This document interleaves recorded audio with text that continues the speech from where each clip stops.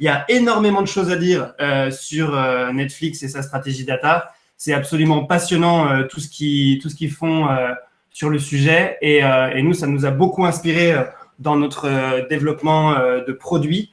On vous en parlera un petit peu à la fin, mais l'objectif, c'est pas de parler de ça aujourd'hui. L'objectif, c'est de parler de Netflix et de la puissance de son architecture data. Donc, merci à tous d'être là. Encore une fois, n'hésitez pas à mettre vos remarques et questions en commentaire. C'est parti. Donc, pour la petite introduction, je pense que tout le monde connaît Netflix. Netflix, c'est le champion du monde de la diffusion de contenu vidéo aujourd'hui. Ce qu'on connaît un petit peu moins, c'est l'outil qu'ils utilisent pour gérer la donnée. Et cet outil s'appelle Jupyter, une interface commune qui est utilisée par plusieurs millions de data scientists tous les jours. C'est un logiciel open source et Netflix l'utilise pour toute son architecture data. Donc, on va essayer de rentrer un petit peu dans la stratégie data de Netflix et essayer de comprendre qu'est-ce que fait Netflix, quel type de data il récupère. Et puis, on parlera ensuite de son architecture. On rentrera un petit peu dans la technique, mais je vais essayer d'être relativement large dans les explications. Si c'est trop compliqué, n'hésitez pas à me poser des questions encore une fois. Et voilà pour la petite introduction. Donc, je voudrais juste savoir si vous pouvez mettre en commentaire qui a un compte Netflix ou qui n'a pas de compte Netflix dans l'assemblée. Ce serait hyper intéressant de savoir s'il y en a qui n'ont pas Netflix, parce que Netflix, c'est une machine de guerre. Depuis plusieurs années, ils ont un revenu croissant qui est exponentiel, comme vous pouvez le voir sur ce graphique. Là, j'ai le revenu de 2019, mais en fait, le revenu de 2020 est sorti. Il est de 24,9 milliards. Donc, si vous vous rendez compte de ce que ça veut dire en termes de chiffre d'affaires, c'est juste phénoménal. On est d'ailleurs dans Netflix est considéré aujourd'hui au même titre que les GAFA comme Google, Amazon, Facebook. C'est considéré comme un des fleurons de la tech américaine et ils sont en train de complètement retourner le marché de la diffusion de contenu vidéo en ligne. Ça, vous en êtes tous conscients. Ils sont responsables de 30% du trafic cloud aux États-Unis. C'est pour vous dire la bande passante qu'ils utilisent sur les serveurs d'Amazon, qui est son hébergeur. Donc, c'est absolument monumental, puisque vous imaginez bien que pour pouvoir streamer de la vidéo sur près de on va le voir sur des millions de devices, c'est pas facile du tout. Donc, petit point sur la partie Covid. Ils ont gagné grâce au Covid 10 millions d'utilisateurs. Le chiffre est pas sûr, mais en tout cas, c'est environ ça qu'ils ont gagné. Je pense qu'il n'y a pas beaucoup d'entreprises qui peuvent se targuer d'avoir récupéré 10 millions d'utilisateurs dans une période comme le Covid, mais eux ont été particulièrement appréciés pendant cette période de confinement. Pour vous dire que Netflix, qui est originel en fait aux États-Unis, qui a été créé aux États-Unis, aujourd'hui se développe massivement à l'international, comme vous pouvez le voir sur cette carte. Ils sont presque partout. Donc, presque partout, parce qu'il y a des résistants, hein, comme Alexandre Stevens, qui n'a pas Netflix, lui, en France. Mais voilà, il y a des résistants qui ne diffusent pas Netflix, on les voit. Ils sont bien clairs sur la carte, sans commentaire pour tout le reste. Ils diffusent leur contenu vidéo dans tous ces pays. Et ils ont une particularité Netflix, c'est qu'ils customisent l'expérience de navigation sur leur application pour chacun de leurs clients. C'est absolument incroyable. Ils vont personnaliser. Donc, ton Netflix n'est pas égal à mon Netflix. La présentation, les images de fond, les suggestions que tu vas avoir dans ta plateforme ne seront pas les mêmes d'une personne à une autre. Et voilà, la question, c'est comment ils arrivent à faire tout ça. Eh bien, ils arrivent à faire tout ça parce qu'ils ont aujourd'hui l'architecture de données la plus poussée qui existe pour un prestataire de services comme celui-là. Ils ont mis en place quelque chose qui est absolument incroyable. Ils arrivent à récupérer des informations sur toutes les devices, donc téléphone, mobile, tablette et télé. Ils captent des signaux sur toutes nos habitudes de consommation et ils arrivent grâce à ça à customiser un contenu et à créer du contenu original qui sera ensuite produit et diffusé dans différents pays du monde en fonction des appétences de chaque population qu'ils vont vouloir cibler. Donc, ils sont aussi disponibles, comme on le disait, sur presque tous les supports. Je ne sais pas si vous imaginez ce que ça veut dire en termes de gestion technologique, mais ça veut dire que supporter tous les supports qui existent dans le monde, c'est juste un travail colossal.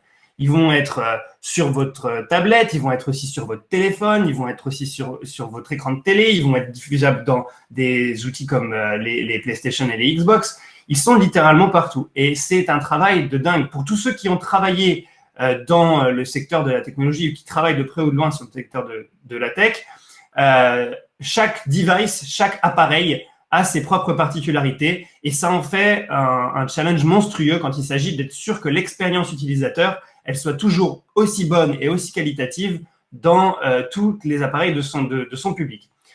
Donc voilà pour la partie support.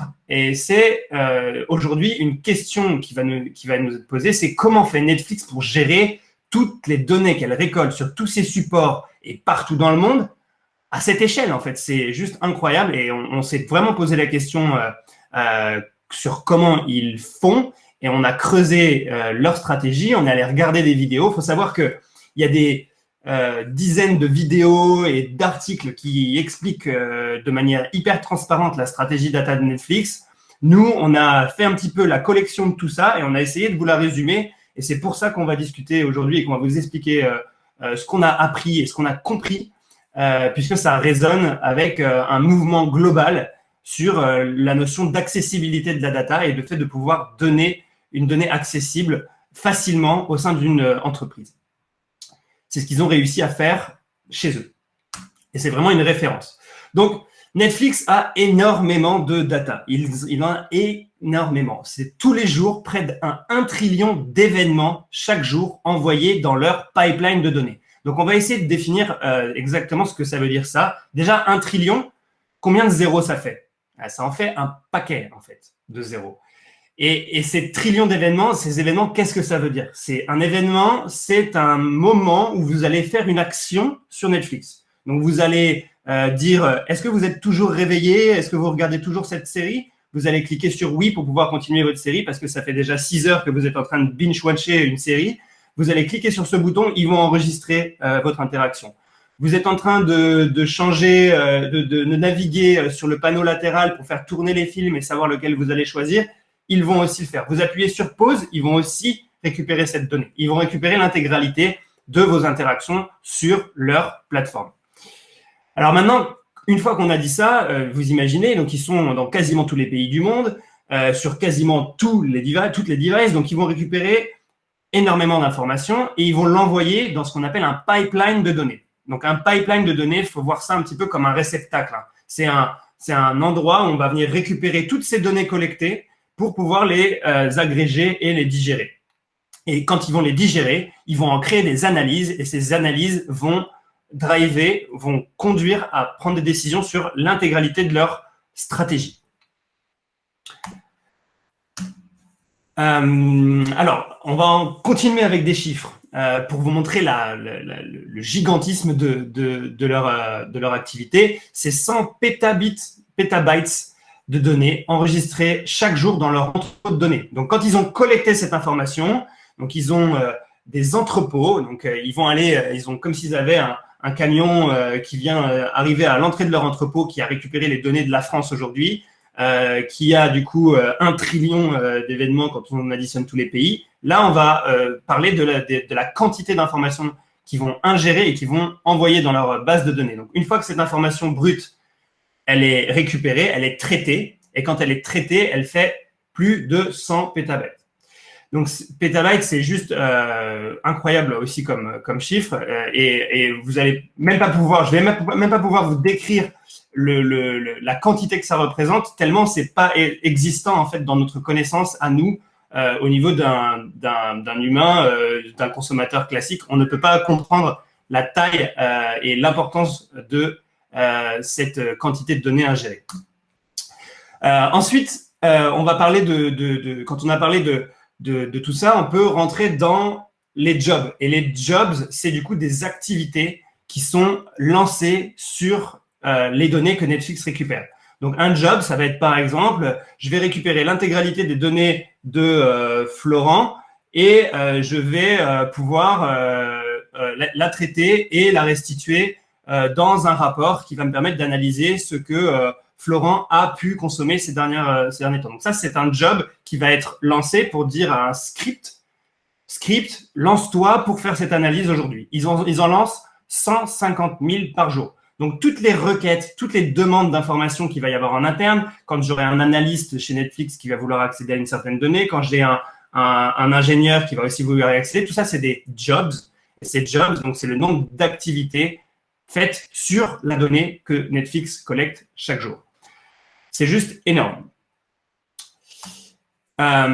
Pourquoi ils font tout ça et à quoi ça leur sert cette donnée? Ça va leur servir premièrement, cette donnée, à améliorer l'expérience utilisateur que vous avez quand vous regardez Netflix. Donc, il y a un des points hyper clés, c'est qu'ils veulent absolument que l'expérience soit nickel, que vous ayez aucun problème de latence, que quand vous téléchargiez votre série, vous puissiez la regarder même si vous êtes dans le métro.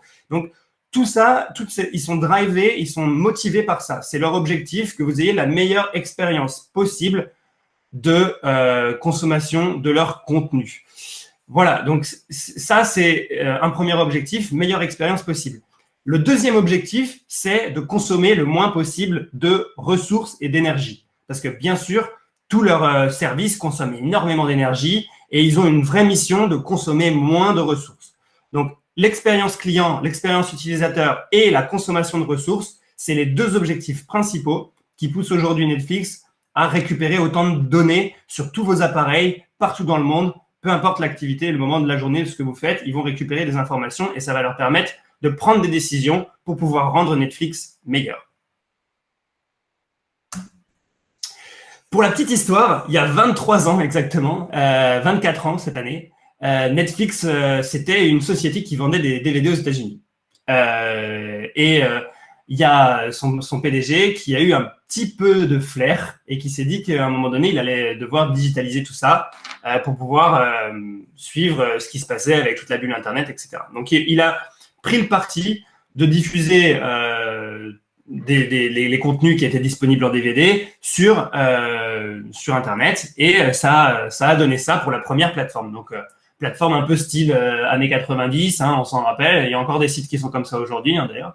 Mais voilà, leur première expérience utilisateur, c'était ça, un site assez simple avec déjà la partie pour les enfants, la répartition par genre et des suggestions faites pour vous. Ils avaient déjà cette logique et cette envie de personnaliser du contenu.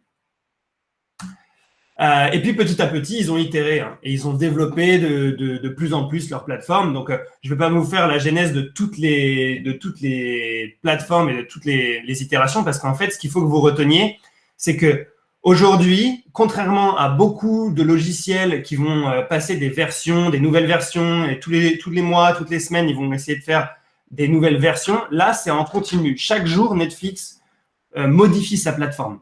Chaque jour, elle itère sur la taille du bouton, sur la vitesse à laquelle le carrousel défile, sur les différents visuels qu'il va pouvoir y avoir à l'intérieur de sa plateforme. Elle itère en continu sur toutes les fonctionnalités. Donc, c'est plutôt un format de testing, de micro-testing de toutes les fonctionnalités pour voir si elles fonctionnent ou pas, si vous arrivez à cliquer dessus, si vous comprenez comment naviguer à l'intérieur de leur plateforme. C'est toutes ces données qu'ils vont collecter qui va leur permettre de prioriser des développements et des évolutions dans leur plateforme. C'est hyper intéressant parce que ça va complètement à l'inverse de tout ce qu'on voit dans les entreprises où on pense qu'il faut arriver avec des blocs de création d'applications monolithiques où on va avoir plein de fonctionnalités qui vont arriver d'un coup. Là, non, en traquant précisément les usages de leurs utilisateurs, ils arrivent à itérer sur la petite fonctionnalité qui est quasiment invisible à votre œil, mais qu'ils changent en continu chaque jour.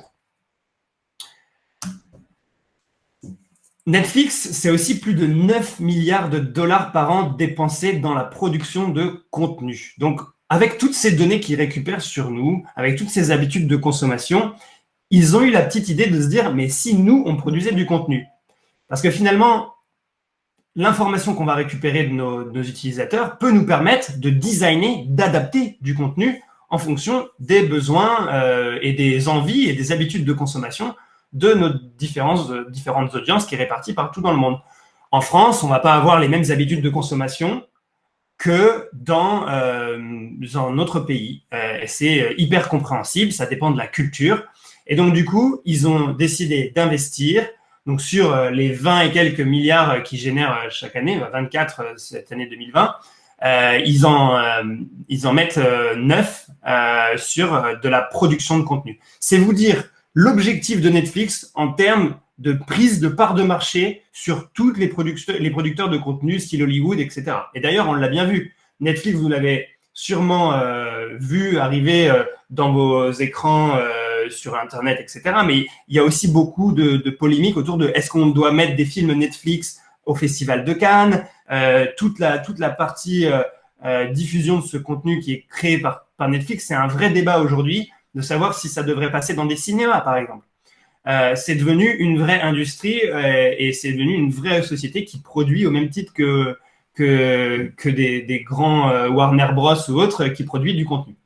Et finalement, ce contenu, vous le connaissez déjà tous parce qu'on a quelques exemples. Stranger Things, qui était un petit flashback des années 90 sur les monstres, etc. Ça a eu un succès phénoménal. On a eu 13 Reasons Why, qui était sur la dépression, sur des adolescents, et sur ça a aussi eu un succès phénoménal. Il y a eu plein de super gros succès. Récemment, il y a The Queen Gambit, qui a été un projet sur une championne d'échecs. Bref, le nombre de films que Netflix produit, vous vous en rendez même plus compte aujourd'hui que c'est Netflix qui produit ce contenu-là, mais de plus en plus, c'est son contenu qui est diffusé dans sa plateforme parce que c'est un producteur massif de vidéos et de contenu original. Donc, tout ça, ils le font parce qu'ils collectent des données et qu'ils comprennent les habitudes de consommation de certaines populations. Et c'est comme ça qu'ils décident de se lancer dans de la production de contenu. Il faut savoir que Netflix est complètement data-driven. Donc, toutes les décisions qu'ils prennent, ce sont des vraies décisions basées sur de la donnée collectée. Et c'est ce qu'il faut retenir parce que c'est vraiment ça qui fait leur succès aujourd'hui. Qui peuvent nous amener des contenus hyper personnalisés et aussi par type de culture, type d'audience, type de pays. Leur objectif à terme, c'est de passer 85% de leur investissement sur de la production originale. Donc, ça veut dire que vraiment leur stratégie, ça va être de révolutionner non seulement la plateforme de diffusion, mais aussi la manière dont les contenus sont produits. Ils ont beaucoup développé de techniques de film, de façon de filmer, de façon de prendre des angles de vue, etc. C'est des choses qui deviennent un petit peu leur marque de fabrique. On va retrouver le style Netflix de plus en plus dans la manière dont les contenus vont être produits. Donc là, il y a un exemple d'image où on voit voilà, ce que ça peut donner à l'intérieur d'un studio Netflix. Eux, ils innovent beaucoup sur la partie caméra mobile. Dans des productions classiques, on va souvent avoir des rails qui vont nous permettre d'avoir la caméra qui se balade. Là, eux, ils vont être beaucoup sur de la prise de vue en mobilité et ils vont travailler sur ces techniques-là. Donc, ils vont aussi essayer d'insuffler dans le milieu de la production des techniques innovantes pour pouvoir faire des contenus de meilleure qualité. Donc, je le disais, Netflix, c'est une société qui est data-driven. Et si vous nous avez suivis via le post qu'on a fait cette semaine sur LinkedIn, j'en parlais un petit peu. Data-driven, c'est un terme qu'on a employé à tort et à travers là pendant toute la période de la pandémie. Il faut être orienté données, il faut avoir une culture de la donnée. En fait, la vérité, c'est que tout le monde est à genoux concernant les données. On ne sait pas comment on doit gérer toute cette quantité de données. On n'a pas forcément de personnes en interne qui nous aident, qui peuvent nous aider à en faire sens. Il y a un manque de développeurs, un manque de personnes qui connaissent la data, l'automatisation, l'intelligence artificielle, n'en parlons même pas. Les équipes de Netflix, elles sont réellement data-driven. Et pour avoir étudié ce qu'ils font depuis plusieurs mois, je peux vous assurer que toutes les informations, tous les contenus qu'ils sortent sont complètement orientés data-driven. Je vous invite d'ailleurs, si vous voulez aller plus loin sur tout ce qu'on raconte aujourd'hui, à aller regarder des vidéos en tapant Notebook et Netflix, qui sont parce que les notebooks, c'est vraiment le cœur, et on va en parler après, de leur stratégie. Vous verrez qu'il y a plein de vidéos sur YouTube qui expliquent de manière assez technique, donc il faut s'accrocher, pour ceux qui sont techniciens, ça passera, mais pour les autres, ce sera un petit peu plus dur, où ils expliquent comment l'intégralité de leur information est récupérée, collectée et traitée, et que c'est sur cette base de la donnée qui est restituée à des patrons, des managers, etc., qu'on va pouvoir prendre des décisions stratégiques qui vont orienter le futur de la boîte. Donc, ils utilisent la data pour personnaliser l'expérience de recherche. Ils l'utilisent pour créer du contenu vidéo, studio, qui leur permettent d'aller plus loin que ce que fait d'habitude une production hollywoodienne, parce qu'ils récupèrent des données en amont de la création de contenu. Ils l'utilisent bien sûr pour leurs opérations business. Donc, ils vont faire des analyses pour savoir qui a consommé tel contenu dans telle région, qu'est-ce qui marche, qu'est-ce qui ne marche pas. Ils vont l'utiliser pour faire du marketing et de la croissance. Ils l'utilisent pour faire des publicités ciblées. Et ils l'utilisent pour optimiser votre expérience de visualisation et de navigation dans leur plateforme. Donc, maintenant qu'on a dit ça, l'intégralité des sujets sur lesquels eux, ils travaillent, essayons de regarder ce qu'ils vont faire. Donc, pour nous. Donc, ce qu'il faut savoir, c'est que l'intégralité des contenus sont 100% personnalisés. Donc, je pense que c'est quelque chose que peu de gens savent, mais votre Netflix n'est pas le Netflix de votre voisin. Ça, on l'a dit tout à l'heure. Maintenant, rentrons dans l'architecture de data de manière un peu plus poussée. Et il nous reste une petite quinzaine de minutes. Je vais essayer de ne pas être trop long là-dessus pour vous expliquer comment ça fonctionne. N'ayez pas peur.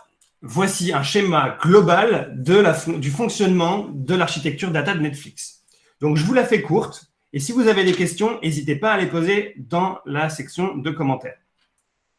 Premièrement, ce qu'ils font, c'est qu'ils récupèrent, on en a parlé, l'intégralité des activités de leurs membres et des personnes qui souscrivent à leur service. Donc, sur tous les devices, partout dans le monde, en continu tous les jours.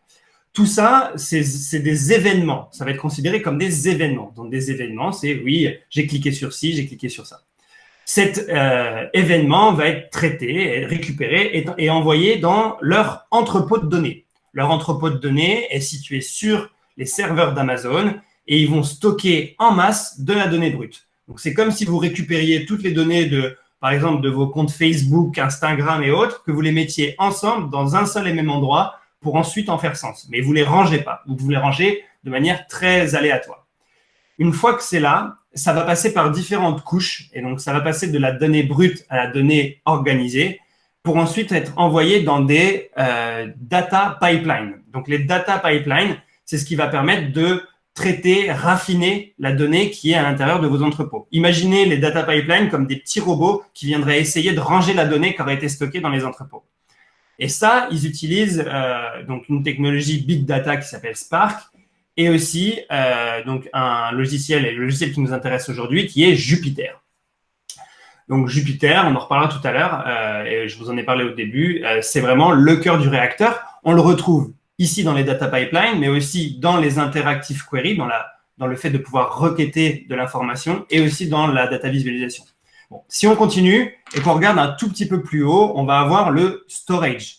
Donc, on a en gros les entrepôts de données, j'en parlais tout à l'heure, les pipelines qui sont les petits robots qui viennent organiser, et on a le fast storage. Le fast storage, c'est un endroit qui permet d'aller accéder rapidement à de la donnée. C'est comme si on mettait en accès rapide dans un espèce de petit magasin juste à côté de l'entrepôt ce que vous avez besoin d'utiliser régulièrement. Et ça, c'est destiné, du coup, vous l'imaginez, à des utilisateurs business. Ces utilisateurs business, c'est eux qui vont pouvoir faire sens de la donnée de Netflix et ils vont l'utiliser via des outils de data viz comme Tableau. Vous connaissez sûrement Tableau et d'autres outils, mais là aussi encore, on a Jupyter Notebook qui est positionné et on a aussi la possibilité de faire des requêtes interactives plus poussées qui vont interroger à la fois le petit entrepôt pour avoir des données agrégées rapides et à la fois le data storage, donc l'entrepôt de données pour avoir des informations détaillées qui seraient sujets d'analyse plus poussées par différents types de populations. Et on va ensuite parler des différents types de populations. Ce qu'il faut que vous reteniez, c'est que dans cette architecture qui est relativement agrégée, là, il y a plein de détails et de sous-détails qu'on ne va pas aborder. Mais globalement, voilà comment ils organisent leurs données. Donc, ça peut, si vous venez de différents endroits, différentes industries, ça peut peut-être vous donner aussi une idée sur c'est quoi une architecture de données, comment organiser ces données aujourd'hui. Voilà, la réponse, elle est sur cette slide avec les différents événements et les différentes phases de stockage et de traitement que Netflix est en train de réaliser. Alors, je m'arrête juste pour des questions. Mais Jupyter, ça n'est pas un logiciel. Vous parlez bien des Jupyter Notebook ou alors d'autres choses. Oui, les Jupyter Notebook, on parle bien de ça. C'est Jupyter Notebook qui est un logiciel qui est une interface open source qui permet aujourd'hui de faire de la data science. Jupyter Notebook, c'est aujourd'hui 8 millions d'utilisateurs, 8 à 10 millions d'après mes sources, et c'est l'outil préféré des data scientists. Aujourd'hui, sinon, pour la réponse de Benjamin, les fichiers vidéo entrent dans ce schéma où ils sont stockés ailleurs. Donc, les fichiers vidéo, de ma connaissance, ne sont pas considérés dans cette architecture. Là, on est sur la récupération de données et la récupération d'événements qui permettent de faire des analyses. Les fichiers de vidéo, eux, sont envoyés dans un autre canal qui n'est pas le canal data, qui est plutôt le canal produit et qui permet de diffuser le contenu. Là, on est vraiment focalisé sur la partie data, récupération des données. Alors, on va parler un peu des différentes populations qui utilisent la donnée maintenant parce que c'est hyper intéressant de voir que, contrairement à des boîtes un peu classiques où la donnée elle va être silotée, là, chez Netflix, tout le monde a accès à tout. L'intégralité des employés de Netflix ont accès à 100% de la donnée. C'est vous dire à quel point, pour eux, la donnée est centrale dans leur organisation. Et si vous extrapolez à votre environnement business, demandez-vous aujourd'hui, est-ce que c'est réalisable ou non de voir l'intégralité des données diffusées dans votre organisation? Je ne pense pas. Eux, ils ont fait ce pari et aujourd'hui, ça paye. Alors, différents niveaux on va avoir pour pouvoir suivre comment Netflix organise sa donnée. Je vais y aller par couche pour vous expliquer. Donc, il y a premièrement des data, ce qu'on appelle la couche des data products. Donc, les data products, c'est ceux qui s'occupent de gérer le produit et de l'animer. On va avoir des data vis engineers, qui sont des gens qui savent faire parler la donnée et qui sont des rois pour faire des belles data visualisations qui permettent à tout le monde de comprendre. On a des gens qui sont des analytic engineers. Eux, ils vont pouvoir comprendre ce qu'il y a derrière la donnée. Donc, derrière la visualisation, il y a une organisation des données qui doit être faite pour pouvoir diffuser la donnée dans ces visualisations. Eux vont savoir quelles règles métiers, quelles règles appliquer à la donnée pour pouvoir rendre des data visualisations qui soient bonnes. Il y a aussi les data engineers. Eux, ils sont là pour être sûrs que la donnée, elle est disponible et elle est bonne. Il y a aussi des algorithmic engineers qui sont là pour pouvoir créer des fonctions, des règles poussées qui vont permettre de enrichir cette donnée qu'on a collectée. Donc ça, c'est le premier niveau qui s'appelle data product chez eux et qui est tous les gens qui travaillent avec la donnée comme une matière première et qui vont aller manipuler. Donc, on va pouvoir voir en équivalence de ça, c'est des gens qui sont en contact direct avec le produit final. Ensuite, on a les gens qui s'occupent de faire des analyses, des data insights. Donc ça, on va avoir sur ce niveau-là différents types de personnes, des gens qui font de la recherche sur les données, des gens qui font de l'analyse quantitative, des data scientists qui vont essayer de créer des corrélations entre les différents contenus que vous regardez. Si vous allez regarder le contenu Stranger Things et Queen Gambit, alors qu'est-ce que ça veut dire? Est-ce que la combinaison de ces contenus veut dire que vous aimeriez bien regarder un autre contenu qui soit dans le même style? C'est eux qui vont essayer de déterminer tout ça. Et il y a des ML scientists, donc ML pour Machine Learning, puisqu'ils utilisent l'intégralité de la donnée traitée, ils font apprendre des machines, dans le sens vraiment littéral du terme, en leur faisant apprendre la consommation ou les tendances de certains utilisateurs ou d'une population, ils vont pouvoir plus facilement la prédire et du coup faire des hypothèses sur qu'est-ce qui devrait être fait ou pas dans le futur. Et la dernière couche qui est hyper intéressante, c'est qu'ils ont aussi cette business décision et d'amélioration de produits. Et là, tout à droite, vous voyez qu'il y a aussi les exécutives. Ça veut dire que pour eux, il n'y a pas de limite. Tous les gens sont finalement au même niveau. Ils ont tous accès aux informations. Ils n'ont pas la même action sur ces différentes données, mais finalement, tout le monde va pouvoir y accéder pour pouvoir faire sa propre analyse. Donc, vous imaginez bien que pour les ingénieurs de Netflix, c'est hyper important d'organiser tout ce flux de données de manière la plus simple, la plus accessible possible pour que du PDG à l'analyste ou à la personne qui va faire un graphique pour pouvoir expliquer la consommation de tel contenu sur tel pays, il faut que toute cette donnée elle soit organisée, claire et précise. Et donc, on va avoir dans ce niveau-là des software engineers, des business analysts, des ingénieurs techniques, des product managers et bien sûr des gens qui sont au top niveau de la hiérarchie de décision. Voilà leur schéma du coup. Data, insights, prise de décision et c'est autour de ça qu'ils articulent l'intégralité de leur façon de fonctionner. Est-ce que c'est clair? Est-ce qu'il y a des questions à ce stade? Est-ce que vous voulez que je fasse une pause ou est-ce que c'est clair? C'est clair, j'avance. Du coup, je le disais tout à l'heure, 100% des employés de Netflix ont 100% de la donnée. Retenez bien cette phrase et posez-vous la question, quand est-ce que ça arrive chez nous, dans mon organisation?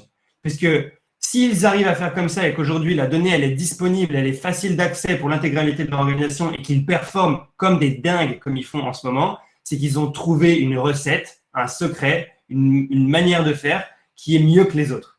Et leur orientation data-driven, orientée vers la culture des données, c'est vraiment eux qui l'incarnent le mieux aujourd'hui, puisqu'ils ont vraiment assumé ce fait de laisser ouvert que n'importe quel employé en fait puisse répondre à la question combien de personnes ont vu ce contenu sur les X derniers jours.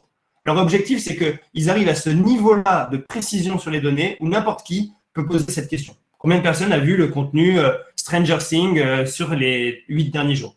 Il faut que ça, ce soit le plus facile et le plus naturel possible. C'est ce qu'explique donc l'équipe Netflix dans ses vidéos. Et on a été, nous, complètement sidérés par ça, parce que c'était une vision utopiste qu'on avait aussi au sein de notre société, mais qui est vraiment réalisée et qui est déjà là, en fait, chez Netflix. Donc maintenant, leur secret sauce, leur sauce secrète, qu'est-ce que c'est? Eh bien, on en parlait au tout début, c'est Jupyter, Jupyter Notebook. Donc, petite laïus sur Jupyter. Jupyter, c'est donc, comme je le disais tout à l'heure, un logiciel, une interface qui permet de lancer des scripts. Et des scripts qui vont pouvoir être mis en forme avec du texte, du code, comme si c'était un document Word. Imaginez un document Word avec des possibilités de mettre des cellules qui vont être activables et où on va pouvoir avoir un résultat. Donc, c'est un document Word interactif dans lequel on va pouvoir écrire une procédure, une logique, et rajouter des lignes de code qui vont nous permettre d'activer la requête pour récupérer telle ou telle donnée. Ça fait comme si c'était un document Word interactif, en fait, avec à l'intérieur la possibilité de générer des graphiques. Ça a été hyper utilisé et c'est toujours hyper utilisé dans le milieu de la data science. Et eux, alors que tout le monde l'utilise dans un environnement de développement, donc tout le monde l'utilise pour développer dans son coin, eux, ils ont dit non, non, on veut l'utiliser, les notebooks, dans l'intégralité de notre organisation et on veut que ce soit en production. On veut que les notebooks nous permettent de faire des requêtes en live dans l'intégralité des données qu'on a. Donc, on va préparer des notebooks, des templates, des templates, donc c'est des modèles de notebooks qui vont permettre à mon analyste de pouvoir accéder à telle donnée et mon PDG d'accéder à telle donnée. Donc, le PDG ne va pas vouloir la même chose que l'analyste. Eux, ce qu'ils font, c'est qu'ils créent des notebooks spécifiques pour les besoins de l'intégralité de leur audience. Là, je vais peut-être pas rentrer hyper dans le détail puisqu'on a déjà pas mal avancé dans le temps, mais globalement, ce qu'il faut retenir, c'est que le chemin d'exécution des jobs répond à un chemin particulier et la clé là-dedans, c'est le scheduling. Donc, la partie en bas à gauche qu'on appelle Maison. Donc, c'est ce qui permet à des Jupyter Notebook de s'exécuter comme si c'était des petits robots. Et c'est ça qui va tout changer. Jupyter, c'était à la base un environnement que vous deviez installer sur votre ordinateur qui va vous permettre de pouvoir y accéder que si vous l'avez installé. Il y a un peu de setup technique à faire, c'est relativement complexe quand on ne connaît rien. Eux, ils ont voulu donc le rendre accessible dans leur navigateur et le rendre schedulable. Donc, pouvoir dire tous les jours, tu fais ça. ça a incité toute l'organisation à se dire, mais attends, le job que je fais tous les jours où je fais du copier-coller, etc., en fait, est-ce que je ne pourrais pas le mettre dans un script et dire à mon script tous les jours, exécute cette requête, va me chercher telle donnée, transforme-la comme ci, et envoie-moi un email ou envoie-moi un rapport à telle heure pour que je puisse consulter les statistiques. Du coup, le cœur du réacteur, c'est leur scheduler et la manière dont ils exécutent ce scheduler. Donc, cette manière de faire répéter les actions par un notebook. Ils ont d'ailleurs créé Papermill, puisqu'ils ont créé un produit dans leur recherche d'optimiser l'utilisation de ces notebooks. Et c'est ce que nous aussi, on utilise en interne pour le produit NAS qu'on développe sur les notebooks, qui nous permet d'orchestrer tous ces notebooks qu'on doit lancer et qui récupèrent des données jour après jour. Basiquement, le schéma, c'est le suivant. Il y a des utilisateurs à gauche. Ils vont interroger dans les notebooks qui sont ici des informations. Pour interroger les informations, ils vont utiliser des drivers qui sont des facilitateurs que l'équipe technique de Netflix a créés, donc qui va vous permettre d'accéder plus vite à de la donnée et pas à écrire 50 lignes ou 60 lignes de Python ou d'autres langages informatiques. Et ensuite, on va passer à la visualisation, le scheduling et le partage. Tout ça pour que derrière, ça permette de prendre des décisions efficaces, rapides et motivées par de la donnée et pas par ce qu'on appelle en anglais des gut feelings ou des sentiments. Ce que Netflix veut combattre, c'est le doigt mouillé. C'est je pense que je devrais faire ci ou je devrais faire ça. Non. Eux, ils veulent vraiment que la donnée soit la source de la décision. Et si ce n'est pas le cas, ils remettent en question toujours le fait d'avoir des données pour pouvoir prouver ce qu'ils essaient de développer. Schéma hyper simple, hein, globalement. Après, là, j'ai des notebooks sur la gauche. Je vais les paramétriser. Ça va me permettre de les lancer, de récupérer des informations. Et j'ai un notebook en sortie qui a un état différent du premier puisqu'il a stocké un résultat. Et ça, c'est un peu le cœur du réacteur. La recette magique de Netflix, c'est la manière dont ils ont géré ces notebooks. Je ne vais pas forcément aller trop dans le détail dessus. On peut en parler dans les questions derrière si vous le souhaitez, mais puisque c'est relativement technique, je pense que ce n'est pas l'objet tout de suite d'en parler. Je vais plutôt enchaîner sur la vraie importance qui est l'accès live à la donnée via les notebooks. C'est vraiment, comme je le disais tout à l'heure, en combien de jours, combien de personnes par jour chez Netflix vont se poser des questions, on n'en sait rien. Combien de personnes vont pouvoir avoir des idées d'analyse, on n'en sait rien du tout. Mais par contre, quand on a pour mission, comme Netflix, de donner accès à 100% de la donnée à ses employés, il faut que ce soit live. Il faut que la donnée, elle ne soit pas mise à jour tous les 2 jours. On a besoin d'avoir des informations tout le temps fraîches. Et leur architecture, elle est faite pour ça. Elle permet un accès live à la data via les notebooks. Le deuxième aspect de leur architecture, de leur secret, c'est qu'ils permettent de faire un partage rapide. C'est-à-dire que quand quelqu'un est sur un notebook, donc quand quelqu'un a son petit document Word dans lequel il a fait son analyse pour schématiser, il va pouvoir le partager via un simple lien de partage. Donc, il va pouvoir générer un lien qui va ensuite être diffusable. Comme aujourd'hui, vous diffusez vos Google Sheets en les partageant. Pareil, eux, au lieu de s'échanger des fichiers Excel et des fichiers Word globalement ou des PowerPoint, ils s'échangent des notebooks entre eux pour pouvoir récupérer des analyses data. Et tout ça, c'est ce qui leur permet de customiser l'expérience. Donc, pour un exemple assez concret, puisque là, je parle vraiment de l'architecture, de la manière dont Netflix s'organise, mais un exemple très concret que j'aime beaucoup prendre, c'est que voilà, il y a plein de visuels qui peuvent être associés à plein de façons de consommation. Et donc, eux, ils vont tester plein de visuels. Vous avez peut-être jamais remarqué, mais ils changent tout le temps les images derrière Netflix. Ils changent tout le temps l'image. Et un jour, il y en a une, un jour, il y en a une autre, parce qu'ils veulent tester l'image qui va peut-être être celle qui va vous faire cliquer. Et ce test en continu, c'est un des éléments clés en termes dans le produit Netflix qui fait son succès aujourd'hui. Donc, ils arrivent à avoir de la donnée live, ils arrivent à pouvoir partager les analyses, et ensuite, ces analyses, elles servent majoritairement à améliorer le produit et la consommation des contenus. Là, je vous fais une petite citation d'une femme qui était à la tête de la data chez Netflix, qui s'appelle Riley Taylor, qui est aujourd'hui une des femmes les plus influentes, je pense, dans la data, puisqu'elle a créé sa propre société qui est basée sur les notebooks aussi, qui s'appelle Notable, on en parlera tout à l'heure. Et elle a du coup fait beaucoup de vidéos. Si vous allez sur Internet, vous verrez cette femme parler régulièrement. C'est elle qui prend la parole. Et elle avait lancé cette phrase il y a 2-3 ans. L'intégralité des jobs data de Netflix est faite via des notebooks ou soit fait dans des notebooks. C'était son objectif il y a quelques années. C'est le cas aujourd'hui. On le sait, ils communiquent dessus. Et il faut se dire qu'en fait, ils ont tout enlevé. Ils n'auront plus que des notebooks. C'est-à-dire que à chaque fois qu'on interroge quelque chose et qu'on va chercher de la data quelque part, c'est dans un notebook que ça se passe quand on est chez Netflix. Quels sont les challenges de ces notebooks? Alors, là, je vais aussi essayer de passer rapidement là-dessus, mais globalement, les challenges qu'ils ont, c'est la stabilité des kernels. J'ai mis AK, des pistons. Il faut savoir que des notebooks, c'est comme si vous aviez votre interface, comme si vous aviez votre volant et que derrière, vous appeliez différentes fonctionnalités de votre moteur.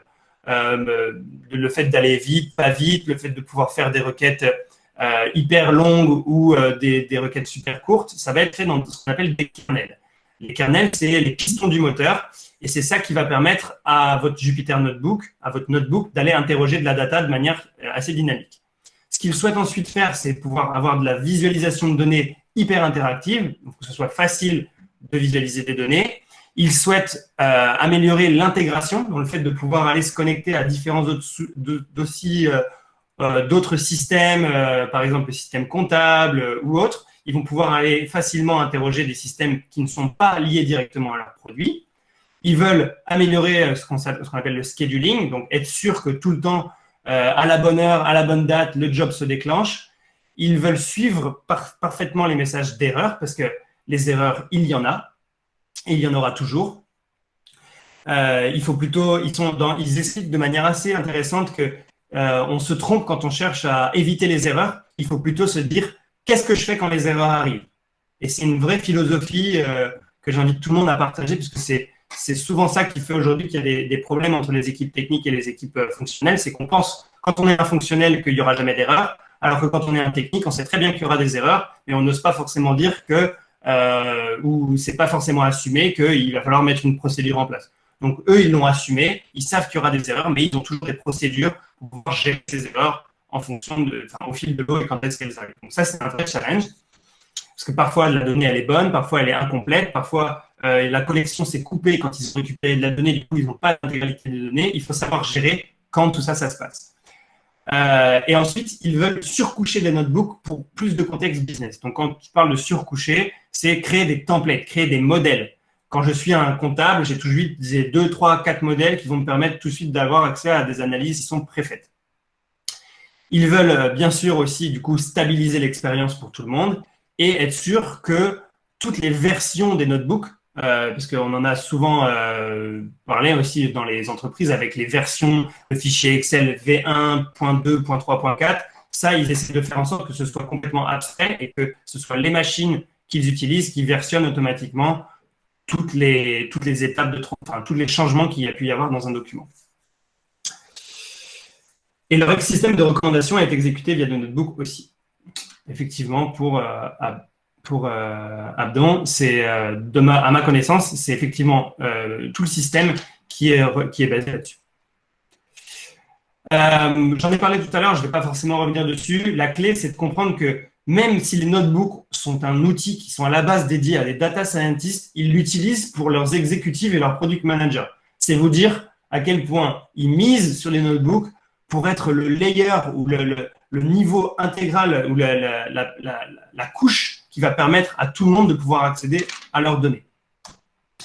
Leur idée, c'est que ce soit simple, intégré et collaboratif. Et c'est vraiment la clé de leur réussite de cette stratégie notebook. Et encore une petite phrase qui est intéressante pour que vous puissiez comprendre leur philosophie. Ils se disent que les gens, ils n'ont pas forcément besoin de comprendre toute la complexité du code qu'il y a dans les notebooks. Ils peuvent juste utiliser des templates, des modèles, et changer quelques valeurs qui leur permettent d'accéder à cette donnée. Donc la philosophie, elle n'est pas de dire que tout le monde va devenir un développeur. La philosophie, elle est de dire que chacun va pouvoir comprendre quelle valeur changer ou modifier pour pouvoir accéder à sa propre donnée.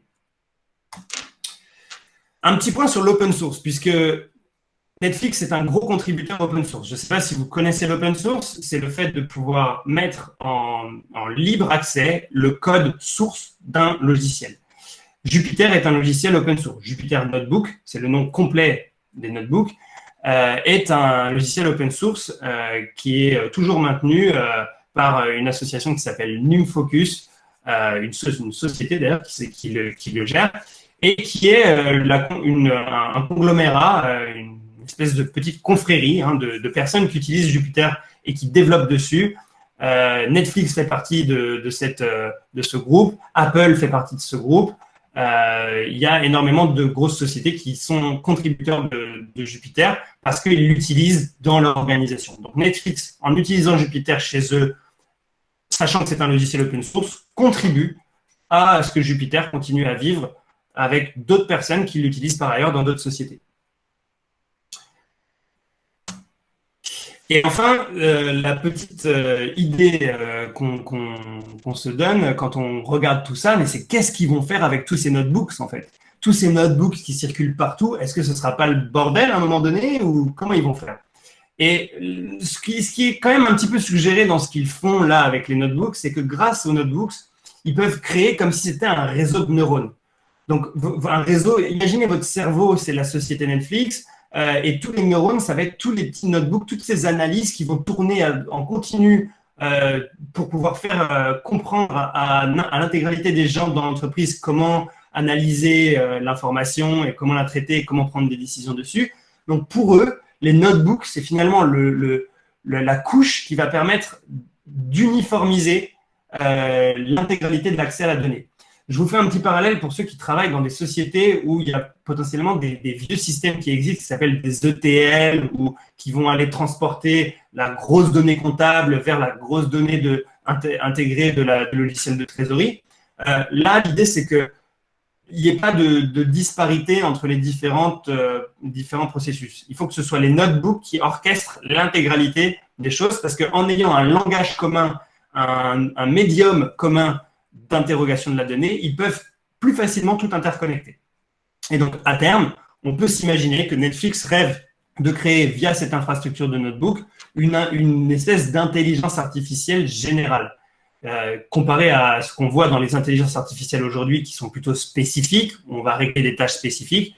Là, en gros, toutes ces analyses qui sont créées dans les notebooks peuvent permettre de créer quelque chose de global, d'intégré, qui va pouvoir interconnecter toutes les informations qui circulent dans l'entreprise. Donc, ça, c'est vraiment, je pense, l'objectif de toutes les… c'est un peu le rêve de tous les gens qui travaillent dans l'IA, hein, c'est de créer cette intelligence artificielle autonome, globale, qui va pouvoir traiter des problèmes divers et variés. On appelle ça l'IAG. Pour terminer, je vais vous parler de Michelle Ufford. C'est une personne à suivre, hein, si vous ne l'avez pas. Moi, je suis toujours en attente de connexion sur LinkedIn. Elle n'a pas encore accepté. Je pense qu'elle n'accepte pas beaucoup de monde, mais elle a créé Notable, qui est une société qui s'occupe de la collaboration sur le sujet des notebooks. Et c'est aujourd'hui une des femmes les plus à la pointe sur la gestion des données dans une entreprise comme Netflix, puisqu'elle a monté toute cette architecture. Elle a donc créé cette plateforme Notable. Et petit point publicité, entre guillemets, sur ce que nous, on fait par ailleurs, c'est que tous les travaux que Netflix ont collectés, nous, on les a vraiment étudiés et ça nous a aidé à développer un produit qui s'appelle NAS. NAS, ça veut dire Notebook as a Service. L'idée, c'est de prendre toutes les bonnes pratiques de Netflix. Donc, on utilise leur outil pour faire du scheduler, leur stratégie sur les drivers pour faciliter l'usage par des gens qui ne sont pas des techniciens, leur capacité à partager des notebooks avec un lien de partage. Tout ça, c'est des fonctionnalités qu'on a intégrées dans le produit NAS pour pouvoir permettre à des gens d'accéder à ce que Netflix a en termes de technologie, mais pour une fraction du coût qui est celui de Netflix. Notre mission, c'est d'aider tout le monde à pouvoir accéder à de la donnée facilement, à automatiser ces processus aussi simplement et à faire de l'intelligence artificielle si besoin à l'intérieur de ces espèces de scripts. Donc là, ici, vous voyez un notebook, par exemple, avec des cellules et du code qui permet, par exemple, ici, d'envoyer un email en automatique tous les jours avec ce message « NAS is here for you ». Donc ça, c'est un exemple. C'est à ça que ça ressemble un notebook. Donc, n'ayez pas peur du code, globalement. Il y a beaucoup de choses aujourd'hui qui se passent autour de ça et les notebooks sont des facilitateurs qui vont permettre à des gens business et des gens techniques de pouvoir se mettre ensemble autour de la table, de regarder ce fichier notebook et de créer les bonnes analyses pour pouvoir prendre des décisions efficaces demain. Je pense que c'est tout. Est-ce que vous avez des questions? Si vous n'en avez pas, je peux juste vous faire un petit laïus sur le produit. Nous, on essaie de… Jérémy, il y a eu des petites questions dans le Slack. Tu peux peut-être essayer de regarder. Benjamin a posé une question. Ouais. Alors, est-ce que vous allez faire une démo uniquement sur NAS? NAS, on peut vous faire des démos privées. Vous pouvez vous créer un compte gratuitement. Il y a un free plan, un plan gratuit qui est disponible. Ça vous permettra de vous rendre compte ce que c'est des notebooks. On a des templates, donc des modèles qui vont nous permettre de vous aider sur des sujets qui sont les vôtres. Hein. Si vous avez un sujet d'automatisation, un sujet de restitution automatique dans un email, peu importe ce que vous avez, on peut faire énormément de choses à partir du moment où la matière première, c'est de la data. On peut utiliser des notebooks pour faire quelque chose dessus. Et voilà ce qu'il faut en retenir. Sinon, dans les autres questions, on va voir, est-ce possible de consulter un sample ou un notebook entier de chez Netflix ou bien c'est uniquement en interne? Là, j'ai un petit peu répondu à la question, c'est que eux, leurs notebooks, ils ne sont pas dispo. Mais nous, on peut vous montrer ce qu'on fait avec les notebooks parce qu'on travaille sur les notebooks depuis 4 ans. Ça fait 4 ans qu'on fait de l'automatisation de rapports financiers, nous, et on développe nos scripts sur des Jupyter Notebooks. Et c'est ça qui nous a poussé, quand on a vu ce que Netflix était en train de faire, on s'est dit, OK, en fait, il faut y aller.